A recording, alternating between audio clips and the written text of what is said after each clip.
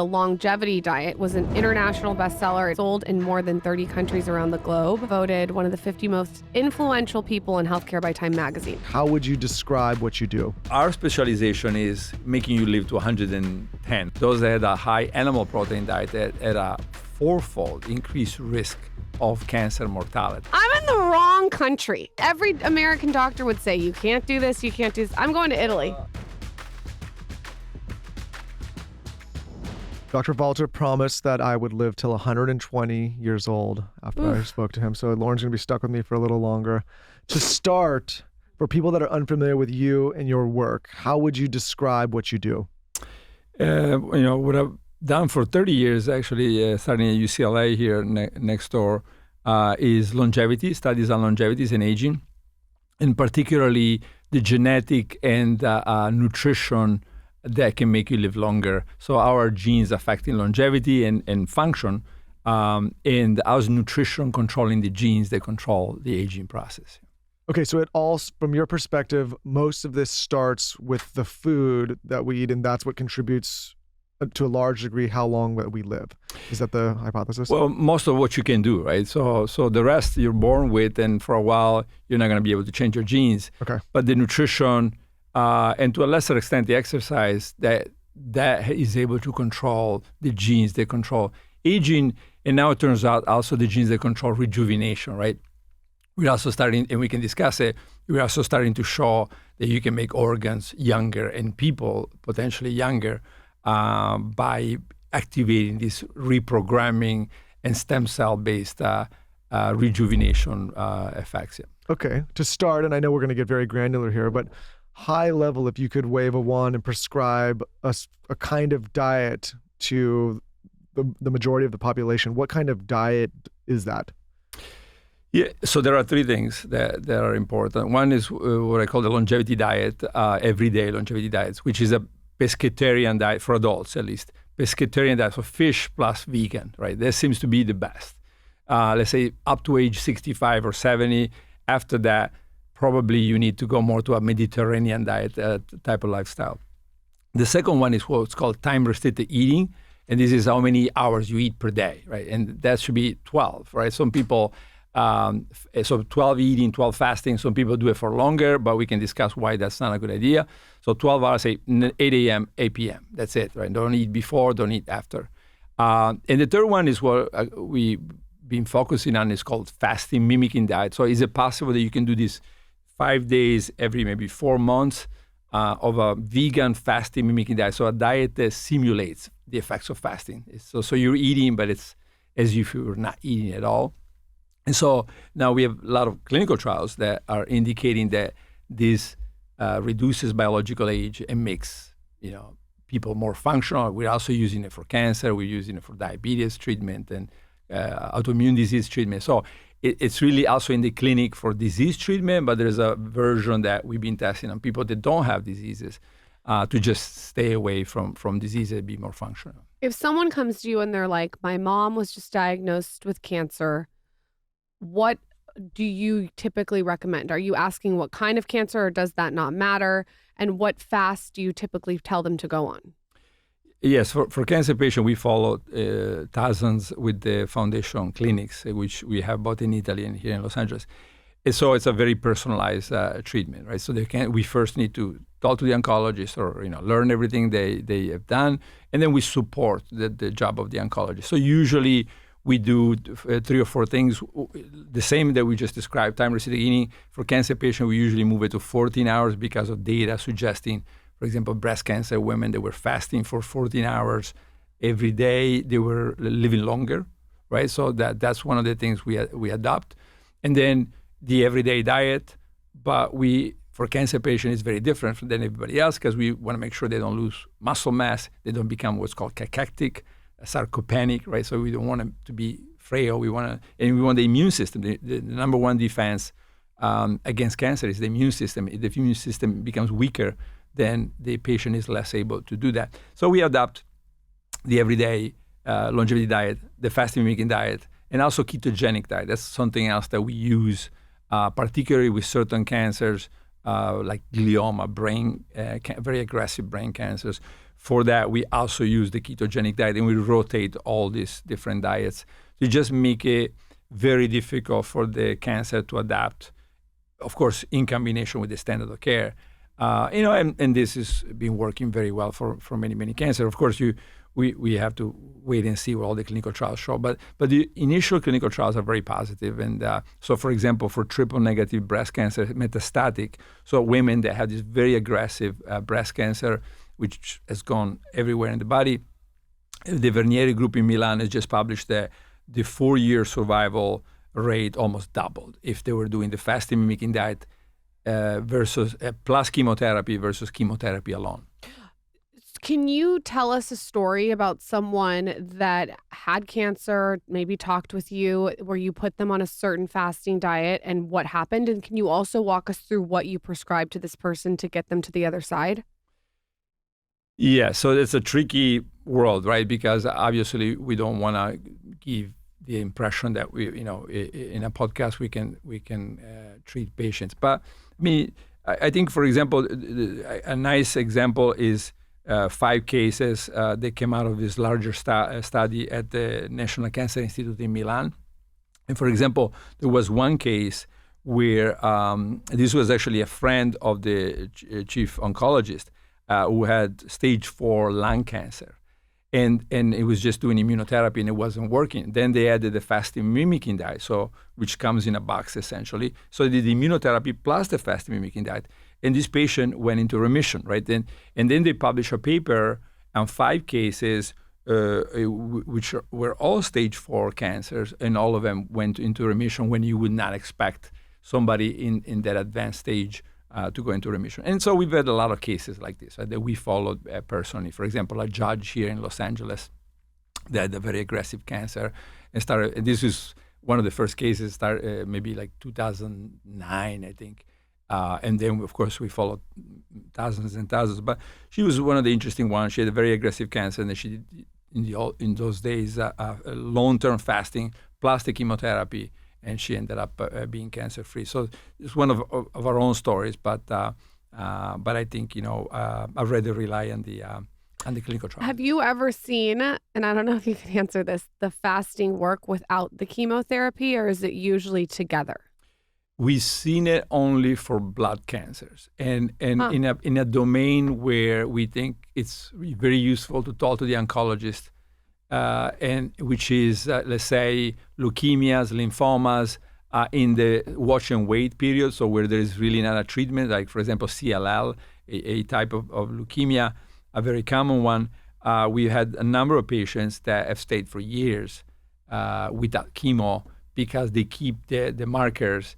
The leukemia markers below the cutoff range, right, for chemotherapy. So I think in that case it's good to talk to the oncologist, and these are published. So these are in my book, but there are also some of these cases are published.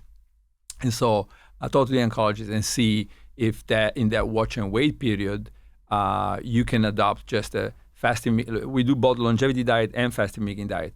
So far we've been very successful, at least with a number of patients. From all the cancer patients that you've seen, are there certain lifestyle factors that you can pinpoint that either contribute more or actually guard more against cancers? Like, is there, a certain way that someone's living that you can say, okay, if you keep living that way, you have a greater chance of increasing cancer, or if you keep doing that, you have a greater chance of offsetting? Are there patterns or things that you see? Yeah, certainly there are hundreds of papers on obesity and overweight and the chance of developing cancer and the chance of the cancer progressing, right? So it's pretty clear. It's not for all cancers, but for lots of cancers. And then, 10 years ago, we published this paper, which got a lot of attention on people in the United States that eat high-protein diet versus those that eat a low-protein diet. And it turned out that those that had a high animal protein diet had a 4-fold increased risk of cancer mortality, which is a huge, small group, but big enough to have a statistically significant effect. So, did they determine what kind of animal protein, like what kind of quality? No, this was independent of the type, but in the group, and this comes from the CDC database called NHANES, And so the Americans that reported eating a high animal protein diet had a much higher overall mortality, but especially a higher mortality from cancer. Now, if they were 75, these are up to age 65.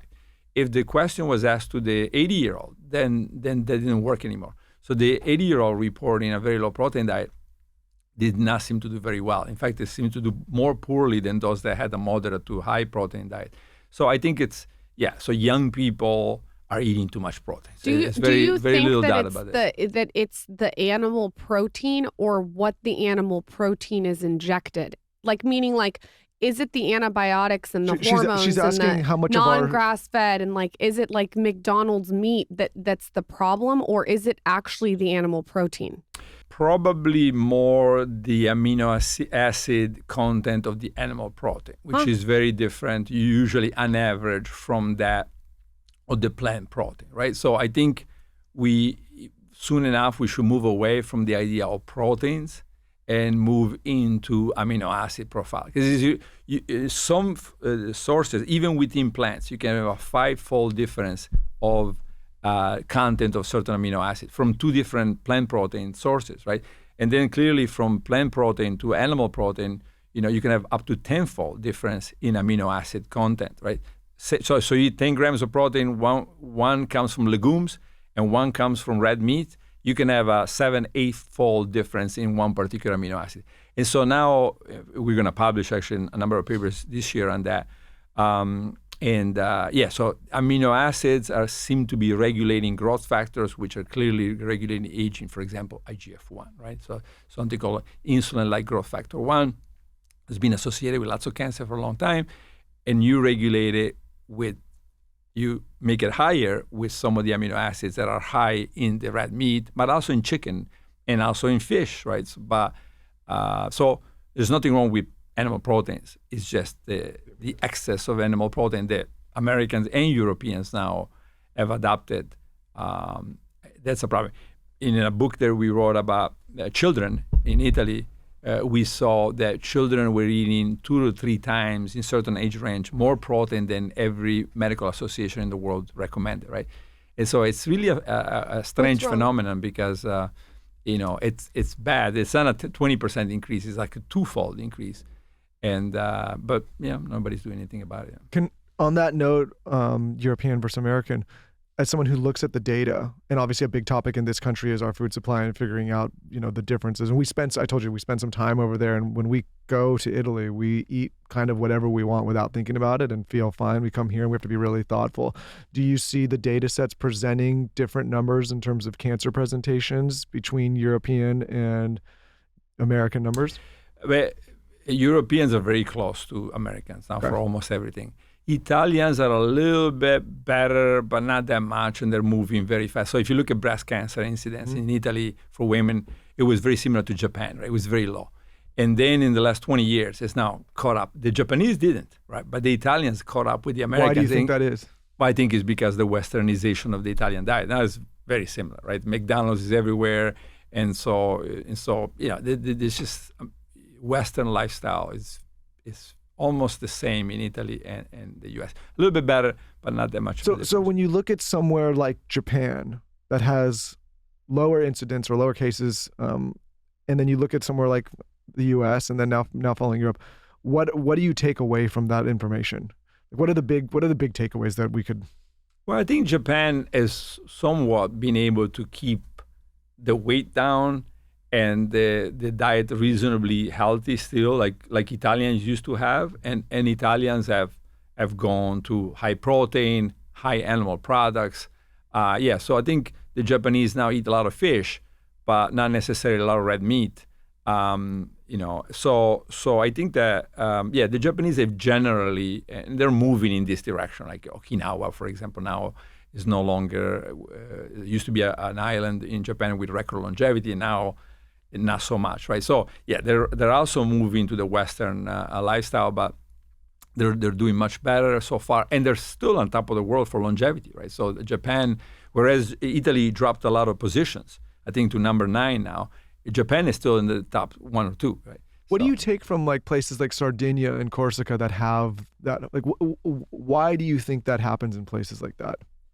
Well, I mean, Sardinia, I think these areas of longevity, I think had to do with genetics plus lifestyle, right? So they have it all. Like if you go little towns like Seulo or Villa Grande Strisali, which were made famous for blue zones, right?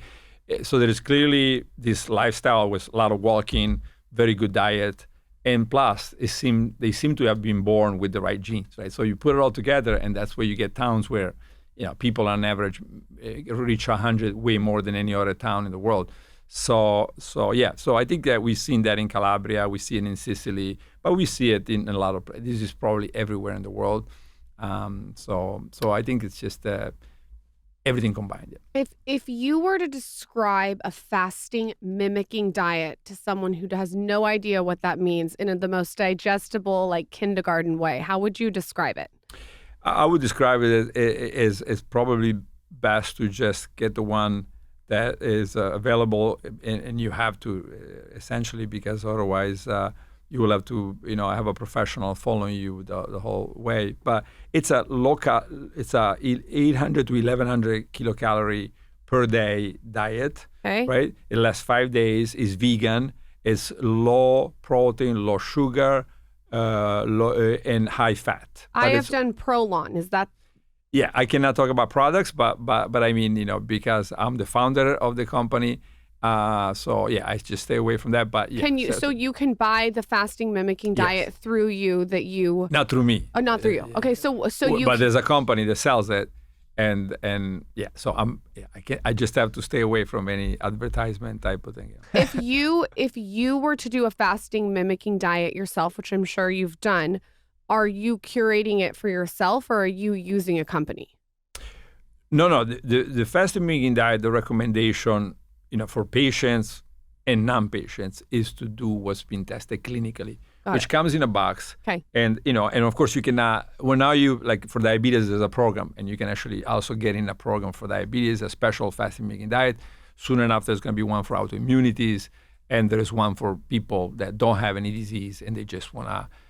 And so, for example, with this year, we published a paper where we did 3 cycles of the FMD, and we showed that biological age was reduced by 2.5 years. So people became, on average, based on these markers that they were described by Morgan Levine at Yale, people became, on average, 2.5 years younger. So, people can do it also just to be more functional. But yeah, so these are different versions of the FMD, and they're all available commercially. I'm really interested to talk to you about this next subject because I feel like you'll have a different take. We've talked about this on the show a couple times. GLP-1s. What is your thought on it? Yes. So I just wrote an article for the Italian Corriere della Sera on this, actually 2 articles. And my point was that GLP-1 should be there if everything else failed with a professional that knows what they're doing. Not fails because you were on your own and somebody was overweight or diabetic and nobody really helped you and say, well, okay, good luck, go and change your diet and run. That's the system we have now. It says GLP-1 or nothing, right? So I think that we should have that team that follows you like we do in the Foundation Clinic, it's a nonprofit. And so we can bring most people back. So in the trials now, we show that with the fasting mimicking diet, we can reduce drug use in about 70% of the patients, right? So that would be the idea. Even if you are on a drug, including GLP-1, you should try to go back to full health, so you don't need any drugs. Now, if that fails, and only after that fails, with the team, the professional team that follows you, and I'm not talking about a team very expensive, I'm talking about a very inexpensive team, right? So something that could cost you literally $200 a year, right? So to be followed by the right people. So with a very small investment, now you have a chance to go back to your weight, the weight that you always wanted, and the health that you used to have when you were 20 years old. And but if that fails, some people do need GLP-1 agonists, and it may be psychological, it might be genetic, it might be epigenetic, right? So people get modifications. So, for example, we work with these mice. It's called DB mice, right? And they have a mutation in the leptin receptor. Technicality doesn't matter. The point is that they're doomed to become obese, right? There's almost nothing they can do. So, yeah, if you're born like that, it's very hard, right? It's very hard. But that's a very small percentage of the population. Everybody else, don't believe any of these stories that you hear. Your weight is fixed. We've taken so many people back to their normal weight. It takes about 2 years, though. It doesn't take two weeks. When It takes 2 someone years. works with you and you're not using a GLP-1 and they want to get back to their weight that they were 2 years ago, what are the protocols that you put in place? Like, what are the first things you have them start doing? Yeah. So we work with them psychologically first on what can you sustain, right? So if somebody says, I have to have 5 steaks a week and my life is going to be miserable if you remove this, then we say, okay, keep the 5 steaks, right? So we'll start with that, right? And then we try to figure out how close to the everyday longevity diet can you get. And by the way, the longevity diet is not a calorie-restricted diet. It's actually normal calorie, if not higher calories. So you get to eat more, but it may be normal calories, but now you're starting to get benefits weight loss-wise and fat loss-wise. But some people, say, for example, we always talk about a case of a doctor, Italian doctor. We put him on this longevity diet for 9 months, nothing happens. He has diabetes, hypertension, he's overweight, nothing happens. And then we start with the 3 cycles of the fasting-mimicking diet in 1 year, 3 in 1 year, and 2 the next year. So in 1.5 years, he does 5 cycles, and now you see his insulin resistance dropping, his weight dropping, and is now off Ozempic. He was on Ozempic. He was, on metformin. He did it all. Nothing worked, and now he went back to normal weight and no drugs, right? So he's completely healthy. He's been on like this for 4 or 5 years now, and I like that because he's a doctor. But you said it took 9 months, nothing, and then 9 months of the diet, almost nothing. He lost like 2 pounds. And insulin resistance was high, his blood pressure stayed high, nothing changed. So this is the frustration of a lot of people because we changed his diet, right? And he was fine. He didn't mind to change the diet. So we made it this very strict pescatarian diet, nothing changed. Then we had the 5 cycles of FMD, fasting-mimicking diet, in 1.5 years, and now that worked, right? And it's only 5 days. If 5 days... 5 days by 5, so 25 days in 1.5 years. Wow. that he had to dedicate. But see, because the mechanism of insulin resistance and fat accumulation needs to be unlocked. This is why a lot of people say, if you used to wait so much, you're going to stay there. That's true unless you unlock that, right? Once you unlock it, then you're ready to go into a fat burning mode. And this, of course, comes from our history, right? We used to eat a lot and to survive the winters or the period where there was no food, right? So obesity is part of our history and it's part of our protection to stay alive, right? So if you don't become obese 10,000 years ago, you're probably not going to make it, right? So so that's the understanding that we need to treat people. Yeah. I gained 60 pounds with both my babies. And would this be something that you, if I had met you, would you have said to help me get the weight off postpartum? Is there a certain amount of time you should wait? Can you do it, 3 months in? Can you be breastfeeding? What are all the protocol for that? Well, first of all, and we discussed this in my book on children, you need to start earlier, right? You need to start with the mother and make sure that you help the mother not gain. Because it's very easy for women to say, I need to eat so much because of the baby. But that's not true. And so the professional should help you gain only so much weight, which is maybe like 15 pounds or something like that. I gained 15 pounds the first day I found out I was pregnant. That clip's gonna go viral on TikTok, and it's not gonna be me getting in trouble for once. So there is a set weight gain, right? And the professional, like people in my foundation, the dietitians, can help the woman just get there. And then, of course, you wanna, as soon as the baby is born, then you wanna start acting. Probably leave some time after that before the fasting-mimicking diet, but maybe like a month or 2, and then you can start. And you can't do the fasting-mimicking diet pregnant, I'm assuming. No. Okay. But to unpack that a little bit, what you're saying is there's maybe a myth or a lack of understanding that exists where it's during that time you need to maybe eat more than you actually do, and it's careful. I'm being very careful. No, but it's a natural. It's a natural. When instinct. I was pregnant, this guy tried to get in the way of me ordering Krispy Kremes at 11 p.m. at night, and I was like, literally, move. He's like, you really think you need donuts at 11 p.m.?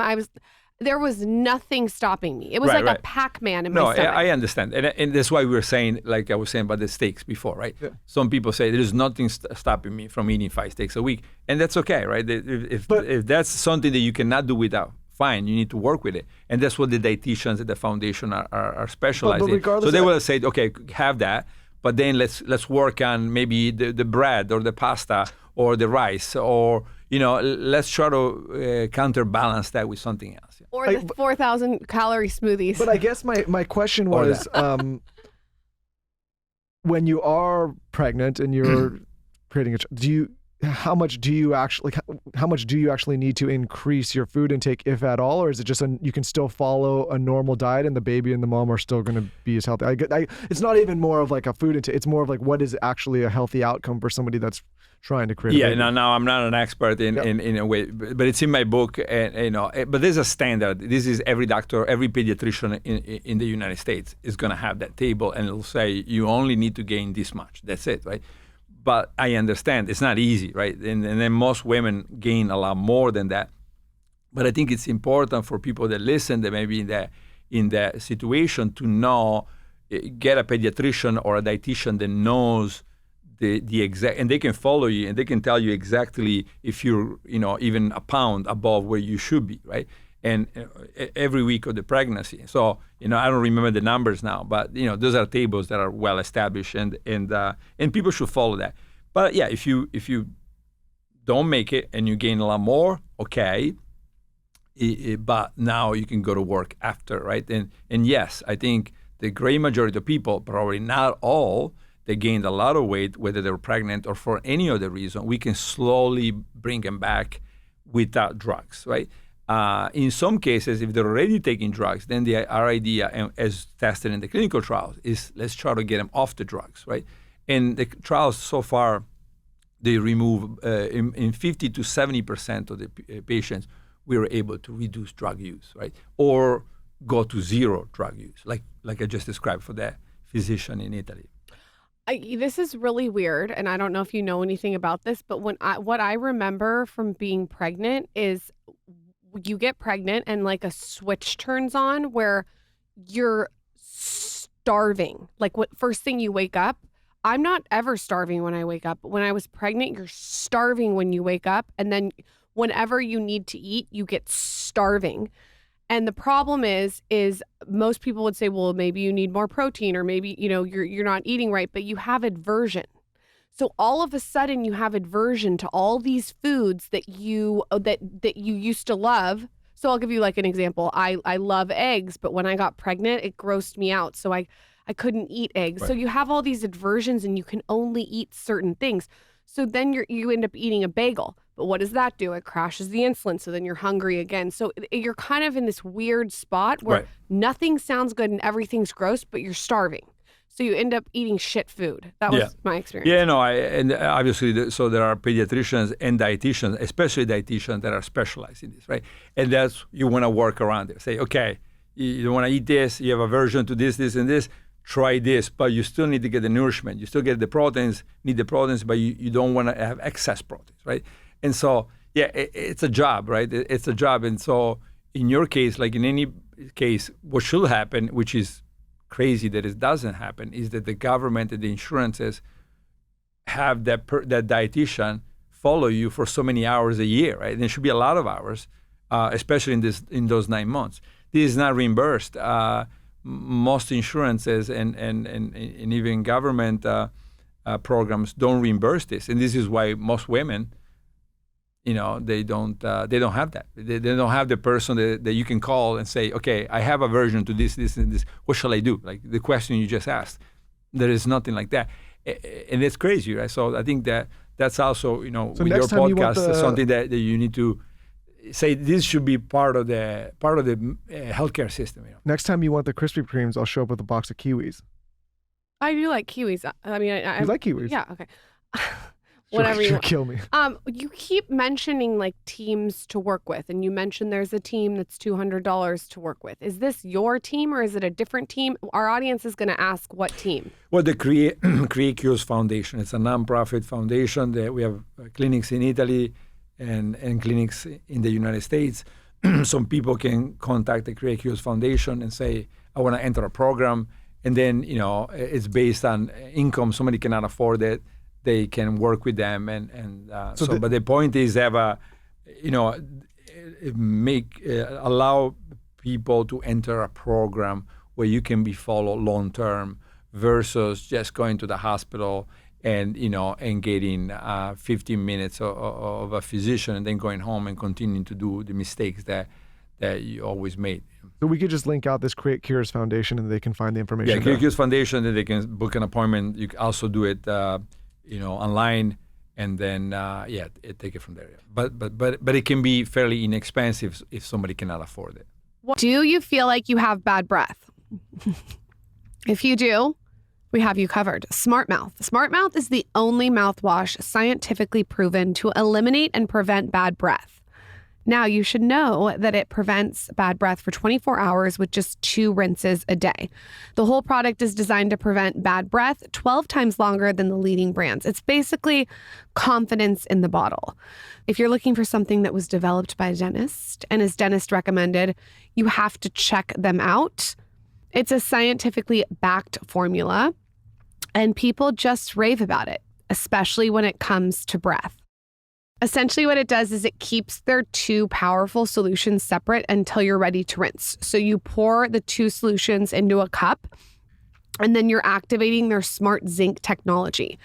And this zinc ion activation is the key to eliminating and preventing sulfur gas, aka bad breath. That is the secret to all-day fresh breath. You heard it here first. Never have bad breath again. Find Smart Mouth at Walgreens, Walmart, Amazon, or visit smartmouth.com/skinny to snag a special discount on your next Smart Mouth purchase. That's www.smartmouth.com/skinny. Don't miss out on a 24-hour fresh breath. Your mouth will thank you. Quick break to talk about Fatty 15. Fatty 15 has quickly become an absolute staple in my supplement routine and Lauren's as well. And that's because this is an incredible supplement. It's pretty simple. Essential nutrients keep our cells healthy, which keeps us healthy. If you want to get sciencey about it, studies show that C15, which is in Fatty 15, works by strengthening our cells, improving our mitochondrial function, and protecting us against damaging free radicals. The result, better long-term metabolic, liver, and heart health. We had the founder of Fatty 15 on this podcast talking about their groundbreaking supplement and the ingredient that they found, which is changing people's lives, including yours truly. Every single morning I wake up and take a Fatty 15 pill with my water, and it's been a game changer. I have more energy, my inflammation is down, I feel better, I'm able to manage flu season much more efficiently, and I just feel great.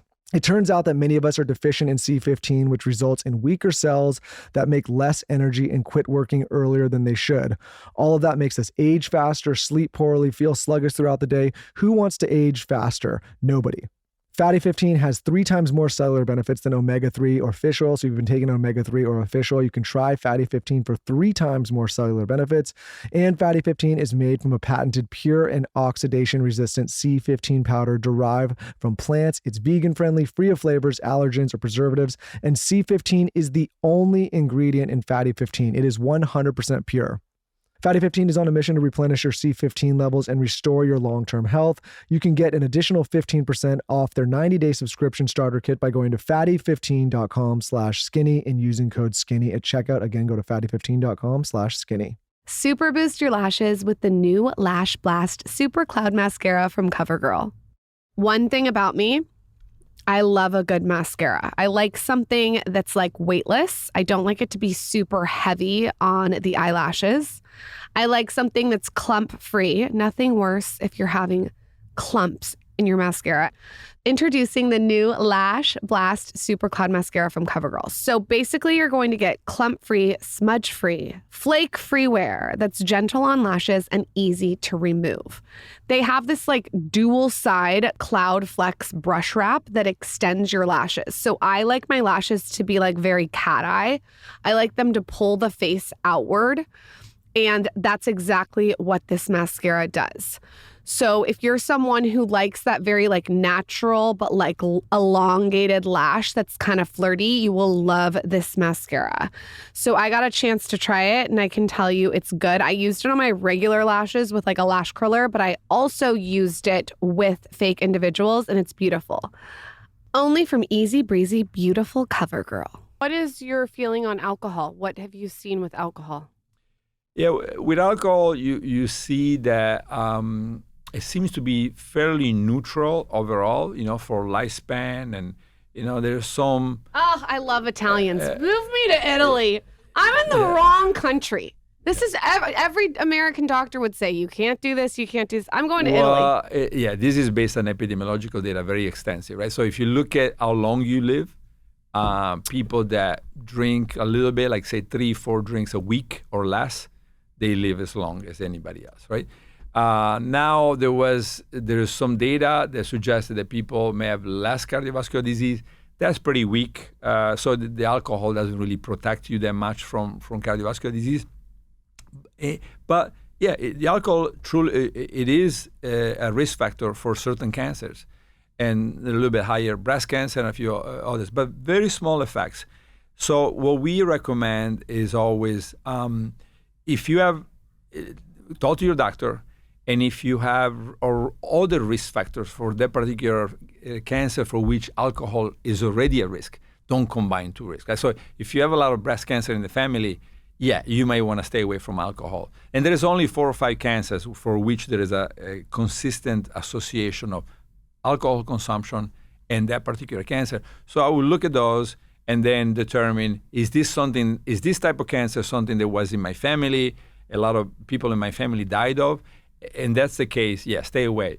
But other than that, say up to 4 drinks a week, very little evidence that it's going to do anything to your health span. What about sleep in relation to cancer?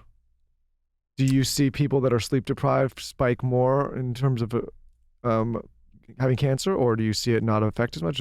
I'm not very familiar with. I mean, in general, sleep is very, very important for longevity. And so for, the number one risk factor for cancer is, contrary to popular belief, is aging, right? So by far, right? So even smoking disappears compared to 30 years of age. So the more you can reduce your biological age, the least chances you will have to get cancer.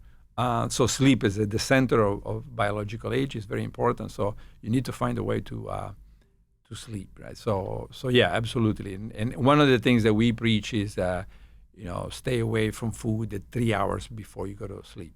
Oh, that's my problem. So if you can stay away, if you can't, you don't want to fast for 5 days. You would say stay away from food for 3 hours before you close your eyes. Well, I would say eat for 12 hours and end 3 hours before you go to sleep, right? If you want to have the simplest of all. Wait, you have to. My brain doesn't think like this. So if I wake up at 8 a.m. 7, Let's say 8 a.m. Okay. You can eat between 8 a.m. and 8 p.m. Okay. And then don't go to sleep until 11 if you want to maintain that. If you say, no, I have to go to sleep at 10, then you have to do 7 a.m., 7 p.m. Okay, so I like to go to bed at 9.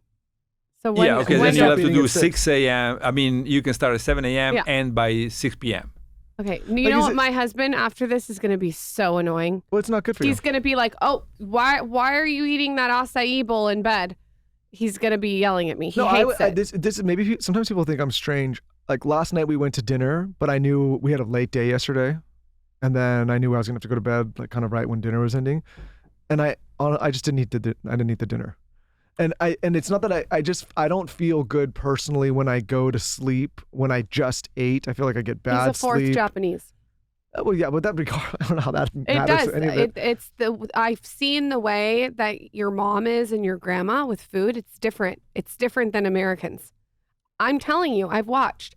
They'll be the best cake you've ever had in your entire life. You've never had a better cake. He will eat it. Like I'll cut him a piece. And then I'll look down and he'll get up and on the plate is like 4 bites left. Me, if it's the best cake, I'm eating the whole cake. Well, I eat to be satiated. Yeah, he eats till it's very interesting. Well, you're disciplined, right? And so it's good. I mean, you could do it. Most people cannot. But I don't even think it's discipline as much as like last night I just knew like I was a little bit hungry, but I knew I was going to just not feel great if I don't like eating that close and then running upstairs and going to sleep. I just feel like it ruins everything. But I was going to ask you, is it better in some scenarios to cut yourself off like that and then get the better sleep, or is it more important to actually eat the meal? I don't think there is anything wrong with once in a while if you gotta eat at midnight, eat at midnight. That's okay. Okay. I mean, the brain, what you don't want is to have this frequently. I mean, I think it's good to keep very regular times, like the circadian rhythms, Yep. right? So you want to stick with a regular plan, and the brain likes that. But then if once in a while you violate, it's okay. I mean, You just don't want to be consistent. yeah, I mean, you don't want to violate every other day or 3 times a week, right? Because then you lose the benefits. But and I think it's perfectly fine to not eat, right? And people are obsessed with this idea. I'm always entertained by when I see some movies and people haven't eaten for like 2 days and they think they're gonna starve to death, right? It takes 2 months, right? starve to 2 death. months to starve to death, right? Yeah. But it's funny, right? Because in the popular understanding of things, people think after 2 or 3 days, I just watched this movie about this rugby team that died in the Andes Mountains of South America. I don't know if you're familiar with that movie, right? And then like on day 2 or 3, they're stuck in the mountains and the plane crashed, right? They start saying, "Oh, we're gonna starve to death," and they're like 2 months away, and they were found then after 45 days. I forget what it was, but yeah. So skipping a dinner. My point is, It's not the end of the world. no, it's nothing. Well, it's not the end of the way. especially- It's good for you, right? It's good for you. As long as you don't do it so often that you become malnourished. Well, I guess in this country in particular, the portions are so massive, and there's this pressure. It's like you got to finish your plate. I mean, a lot of people, like you've heard, like finish your plate, like don't get. And I don't know. I always just found that to be strange because I feel like you eat until you're satiated, and then if you're not hungry, like it's more of a portion thing than as. But this is an Okinawa practice, right? There's Okinawa. This is part of their rules, right? Yes. You live a little bit on the plate, right? So this is So somehow you got that. It's great, right? It's great, and most people don't, right? Most people don't, So I would probably not leave anything. This is why, for example, Monday to Friday, I don't eat lunch, right? Because Let's talk about if I that. eat lunch, then I gain weight, like everybody else. Yeah. So, okay, we've talked about intermittent fasting on this show before, and we've had all sorts of different people come on and talk about these different windows. You mentioned right before we started that 16-hour windows may not, and tell me if I'm wrong, please correct me, 16-hour windows may not be great for many people. Can you? Right, for most people. Yeah, so the problem with the 16 hours is that in most cases they involve skipping breakfast, right? Mm-hmm. And so you get more benefits than the 12 hours because, of course, you're only eating for 8 hours a day. And so a lot of people say, no, do 16 hours because look at me, look at the results that I got. But our specialization is making you live to 110 or 100, let's say, right? So we say, yeah, short term, it'll be great for you. Long term is associated with increased overall mortality, increased cardiovascular mortality, and lots of other problems. So what does it mean? That probably it gives you benefits and then problems at the same time. You just don't see the problems until much later. Okay. Now, and this is the breakfast skippers. We have very little data on the dinner skippers, right? So, but for breakfast, this has been known for 30 years as it was called meta-analysis, the studies of all studies, very clear, right? Over and over and over in every country that has looked at it. So a breakfast skipper that do 16 hours of fasting, they live shorter, right? Now, people argue, well, because the breakfast skippers also have other bad behaviors, and that's why they live shorter. Yes, but my question to those that they argue like this is why doesn't if 16 hours is so beneficial, then why doesn't it at least make you go back to a normal lifespan? Right? Why does it actually shorten it, right? This is not good when in epidemiology you see something associated with worse, right? And then probably forget that, right? Don't do that, right? So don't why do 16 hours. Why do they think it shortens it? What is? Well, one reason last year, several papers were published, and they took people to the hospital, right, and gave them the food, right? They gave them exactly the same food, and so they fed them starting at 8 a.m. or the same food but started at 12. And the people that started at 12, they had the slower metabolism, lower energy expenditure, and more hunger, right? So just and they fed them the food, so they knew it was exactly the same food. So yeah, that could be part of it, but it could be worse, right? It could be worse. We know that, for example, cholesterol increases during fasting, and then it comes back down. so 16 hours could be affecting some bad risk factors that keep. So every day, let's say you have a peak of cholesterol. I mean, we don't know. Maybe it has nothing to do with that. But those are some of the things that I think need to be investigated. Is it possible that these peaks of cholesterol every day are now, eventually going to increase your cardiovascular risk? But short term, do you like to implement a fast like that for people that want to do a reset or want to manage weight a little more effectively? Do you implement it at all, or do you tell people to just shy away from the 16-hour fast? No, we tell people to stay away. We tell people the 12 hours is Okay. great. It's going to take you longer, but it's something you can keep for the rest of your life. Once you get there, you'll feel this is nothing. Like, I do it, and I don't feel like, if I could eat for another 2 hours, that would change my life. So to me, it's completely irrelevant. So right? But you miss lunch 5 days a week, right? Within that. Yeah. Then I had to, because I eat a lot at night, right? And I have, a good breakfast, and then I eat a lot at night. And hey, to me, there was the compromise. I like to eat, and I'm Italian, and especially when I'm in Italy, it's impossible. Dinners are all the time, and so I had to move to Monday through Friday, no lunch, and I, and we use this with a lot of patients that come to the clinic, and you suffer for the first couple months because your brain is telling you for 2 months or so. At least I suffer for a couple months. A lot of patients feel the same way because your brain is telling you, where's lunch, right?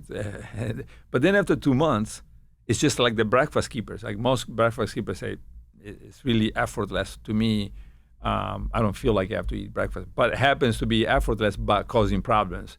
The lunch skipping, there's no evidence. But for the average person then, say if they could stop eating from 7 p.m. to 7 a.m. and then eat in the window from 7 a.m. to 7 p.m., go to sleep at 10 p.m., that would be like a healthy way to diet. That would be the healthiest way. The healthiest way. And then okay. also, if you added no lunch 5 days a week, that's taking it up a level. And then what I'm hearing, and tell me if I'm wrong, you would also add a fasting mimicking diet at 5 times a year? No, not 5 times. Not 5 times. 2 to 3 times. Let's say in the 20 to 40 years of age, I would say 2 to 3 times a year, right? So, unless you need them more, right? So somebody gained a lot of pounds because they were pregnant or for whatever reason, then in the clinical trials, we've done once a month until phase B, right? So, and I think it's important for patients because, for people, let's not call them patients, for people because you do the 5 days and then you can go back to your whatever it is that you do, right? And no changes in lifestyle other than the 5 days. So for people that have a bigger problem, we usually do once a month, and then we move them to, maybe 3 times a year anyways, or 4 or 5 times a year, starting in year 2, right? So if you're obese and you have diabetes, you're gonna need to put more effort initially. So 12 months consecutively, 5 days FMD, and but this is without the other things, right? So the doctor that I was telling you about, it was implementing all of it: longevity diet, the 12 hours, and the fasting-mimicking diet, and only did 5 in 1.5 years, right? Even though he had diabetes and he was obese. So how much did he lose? He lost 30 pounds. So he lost 30 pounds. It almost sounds like to me, and I'm not a scientist or a doctor, but it has the similar effects that Ozempic has, but in a natural way, and it balances your insulin levels. Yeah. So, first of all, I don't want to sound like a commercial, or an infomercial, but so this is university work. We take it very seriously, and we've let other universities do it independently of me. That's exactly right? So no lean body mass loss if it's not combined with drugs. The only time we see muscle loss or bone density loss is when we combine the FMD with drugs, right? If we do it in 3 or 4 trials now, no drugs, no muscle loss. Ozempic, etc., a lot of muscle loss. Ozempic, a lot of GLP-1 agonists. Ozempic, I'm not familiar with the Ozempic specific literature, but I say GLP-1 agonists in overall, muscle loss, bone density loss, and now the new study in JAMA Ophthalmology, a big increase in ischemia, optic nerve ischemia, which is just, I think, part of the side effects, right? Yeah, so I think that and why drugs are overestimated and overvalued is because they're easy to do, right? But then I think we're not thinking the fact that they're interfering with normal metabolic programs, right? So now you GLP-1, you're forcing this activation of this hormone, but the body is really in another modality. And so that's when side effects happen, when you either interfere with something or force something that is not normally there without coordinated with the general response. So the fasting-mimicking diet is basically going back to what we've always done and unlocking in a natural way that insulin resistance, that fat storage modality. And of course, in 10,000 years ago, you wouldn't want to lose muscle while you switch back to a fat consumption modality. And sure enough, you don't lose muscle.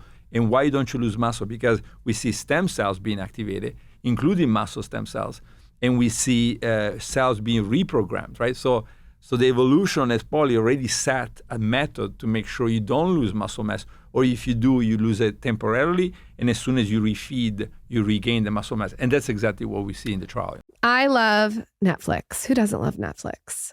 Netflix, little popcorn, maybe some sour gummies. I'm good. There is a new show. It's a new series called Running Point. It's from Mindy Kaling. And it's starring one of my favorites, one of your favorites probably too, Kate Hudson. Kate Hudson is comedy gold in Netflix's hilarious new series, Running Point from Mindy Kaling, the genius behind Never Have I Ever and The Mindy Project. So here's the deal. When Scandal rocks the Los Angeles Waves, one of the most iconic pro basketball teams, Isla Gordon steps up to run the family business. Sure, her brothers and the board aren't thrilled, and the sports world is raising eyebrows, but she's about to show everyone that she can run the game better than anyone expected. She's calling the shots, like it or not. This sharp, edgy, and hilarious comedy serves up the perfect mix of dysfunctional family drama. And trust me, you'll want to catch every minute of Kate Hudson proving the haters wrong while everyone tries to block her shot. Running Point is now streaming only on Netflix. Get ready to binge your new favorite comedy. I had the opportunity to watch it. It's edgy, it's bold, and it's hilarious. And I know you guys will like it. I am getting serious about removing toxins in my home, in my skincare, in my makeup. I'm trying to do the best I can. I'm obviously not perfect. But one thing that I do not mess around with is toxins in the home. So the brand that I use, you guys know this, you've seen it all over my social media because I can't stop talking about it, is Branch Basics. They have this premium starter kit. It's going to replace dozens of toxic chemicals with just one concentrate. The concentrate's plant and mineral based. There's no synthetic fragrances, no harsh chemicals, no hormone disruptors, and it's effective. That's the best part. So I have had multiple people get Branch Basics and they can't believe how effective it is. It's safe for babies, pets, and the planet. I am having a new baby, so I'm very particular. I also have 2 kids. They're little, they're close to the floor, and I have 2 chihuahuas. Their noses are always on the floor. So I take what I clean my house with so seriously. I have replaced every single one of my toxic cleaning supplies with Branch Basics. I get all my friends on board. I'm really passionate about this brand because it's changed my home. Visit branchbasics.com/skinny15 and use code skinny15 at checkout. You get 15% off plus free shipping on your first purchase. That's branchbasics.com/skinny15. Use code skinny15 for 15% off plus free shipping on your first order of premium starter kit today. A real icon in the space of skincare, plastic surgery, aesthetics is Dr. Jason Diamond. He has been on this show 3 times.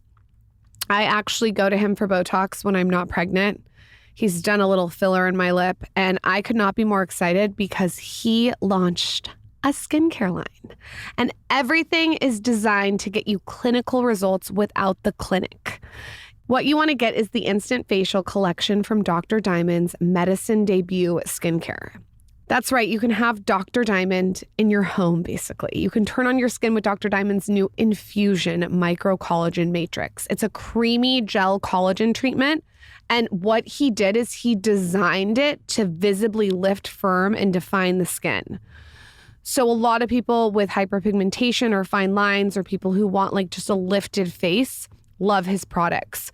All the celebrities, all the influencers go to Dr. Diamond, and there's a reason why. He has an aesthetic eye like nothing I've ever seen. If you want younger looking skin that feels smooth, he also has this award-winning plasma and emulsion, and you experience rejuvenated skin very, very quickly. I can tell you that.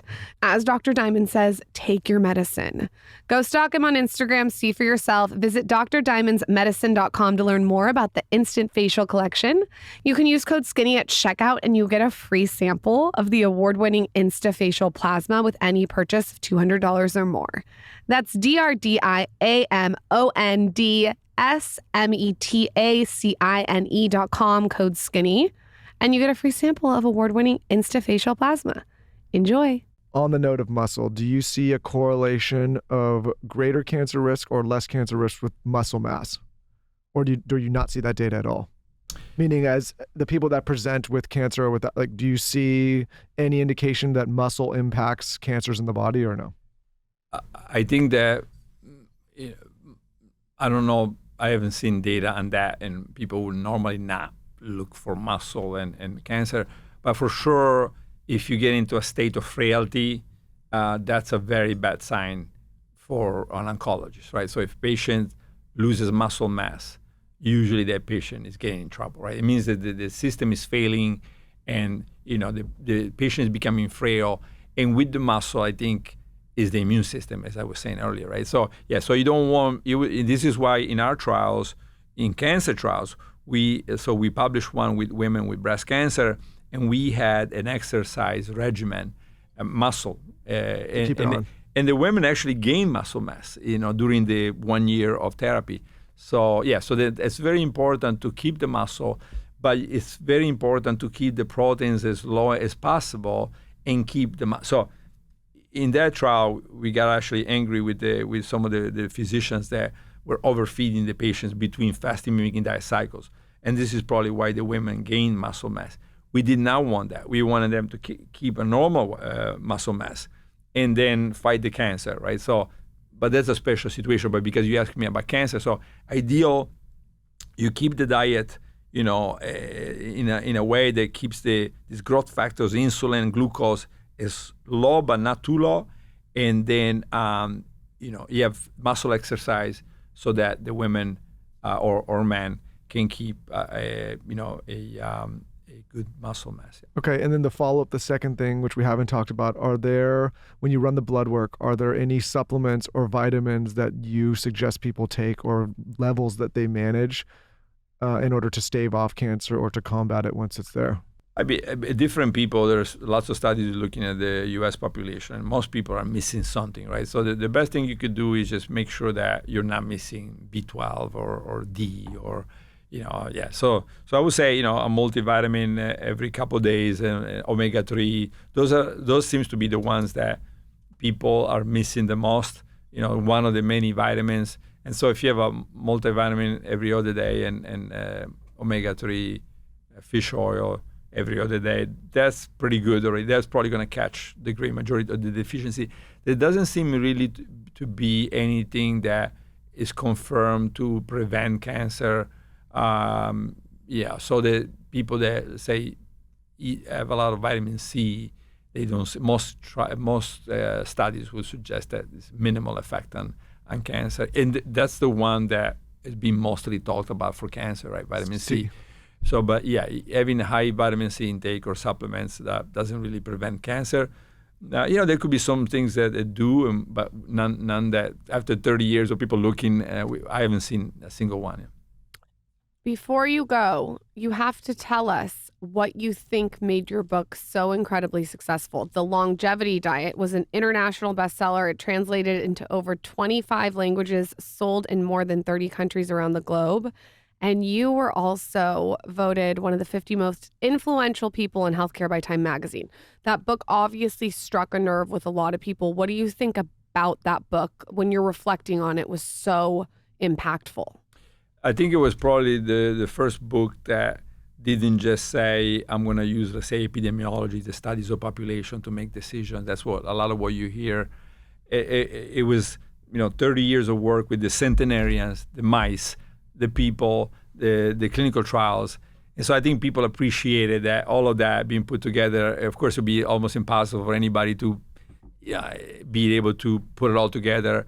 And so because it was my job, I think I was able to, and I work with some of the best people like Roy Walford here at UCLA, and some of the best scientists in the world in this domain, collaborate, let's say, with the Harvard School of Public Health, and there's great work coming out of that school.